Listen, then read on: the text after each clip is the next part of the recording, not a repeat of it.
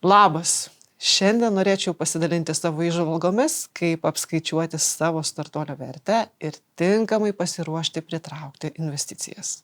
Juk šalia idėjos keisti pasaulį yra ir antrinis investavimo tikslas - investuoti už mažesnę kainą ir vėliau parduoti už didesnę kainą.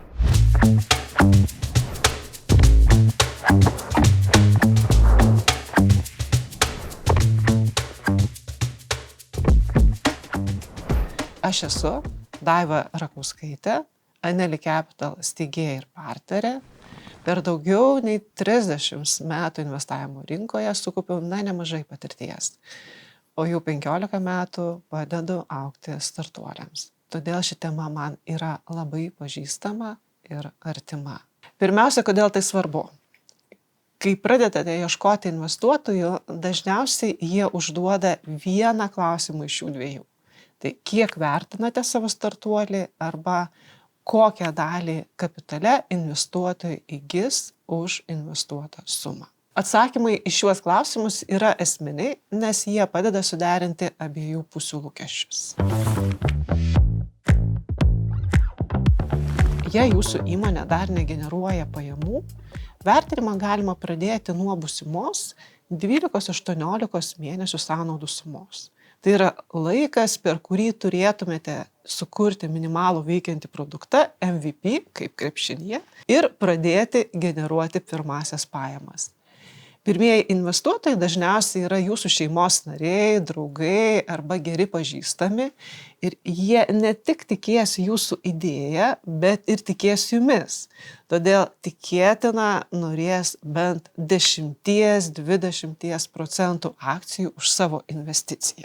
Tarkime, jūs kuriate dirbtinio intelekto sprendimą ir jums reikės 3 programuotojų, kurie dirbs apie 2400 valandų per metus už, tarkim, 40 eurų per valandą kainą.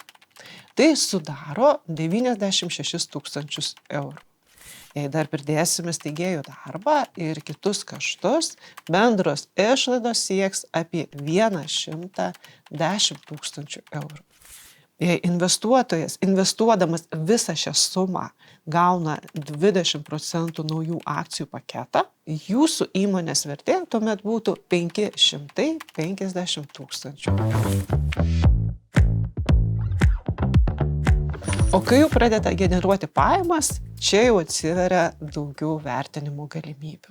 Paprasčiausias būdas apskaičiuoti vertę - tai tiesiog imti jūsų startuolio metinių pajamų sumą. Pavyzdžiui, jei per 6 mėnesius sugeneravote 120 000 eurų pajamų, vidutiniškai tai yra 20 000 eurų per mėnesį, tuomet metinės pajamos būtų 240 000 eurų.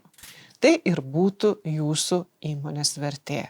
Jei jūsų įmonės pardavimai jau sparčiai auga ir perkopia bent 1 milijoną eurų ir kasmet auga apie 40%, jūs žinote, kad investuotojai siekia uždirbti bent 20% metinę grąžą, tuomet jūsų įmonės vertę galima apskaičiuoti taikant augimo formulę.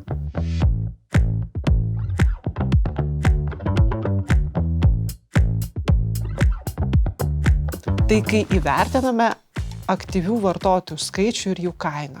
Tarkime, jūs turite 30 000 aktyvių vartotojų, vieno vartotojo vidutinė pritraukimo kaina rinkoje yra, tarkim, 300 eurų, tuomet jūsų įmonės vertė gali siekti ir 9 milijonus eurų. Realiai vertinimas tai yra susitarimas tarp jūsų ir investuotojų dėl vertinimo prielaidų, kurios grindžiamos jūsų verslo rodikliais ir siektinais rezultatais. Svarbiausia šiame procese - planuokite pritraukiamo kapitalo dydį keletoje etapų, nusistatykite, kiek jums reikės kapitalo per artimiausius 3-5 metus ir kiekviename etape spręskite, kokią dalį akcijų siekiate parduoti, kad išlaikytumėte pakankamą kontrolę savo įmonėje ir suteiktumėte investuotojams galimybę uždirbti pinigus iš investicijų. Atminkite, kad kuo greičiau pradėsite generuoti pajamas ir pelną, tuo daugiau derybinių galių jūs turėsite. Taigi apibendrinant, jei dar negeneruojate pajamų, vertę pradėkite skaičiuoti nuo metinių sąnaudų sumos. Jei jau generuojate pajamas, galite naudoti metinių pajamų dydį arba augimo metodą. Jei jau turite vartotojų bazę, galite apskaičiuoti savo vertę pagal vartotojų skaičių ir jų pritraukimo kainą. Prisiminkite, kad svarbiausia yra turėti aiškią augimo strategiją ir būti iš anksto pasiruošusiam kiekvienam investicijų etapui. Jei norite pasitikrinti, ar jūsų startuolis galėtų pritraukti rizikos kapitalo investuotojus, ar sužinoti daugiau apie šią galimybę, kviečiu apsilankyti mūsų svetainėje anelicapital.com. Dėkoju, kad žiūrėjote ir iki kito karto.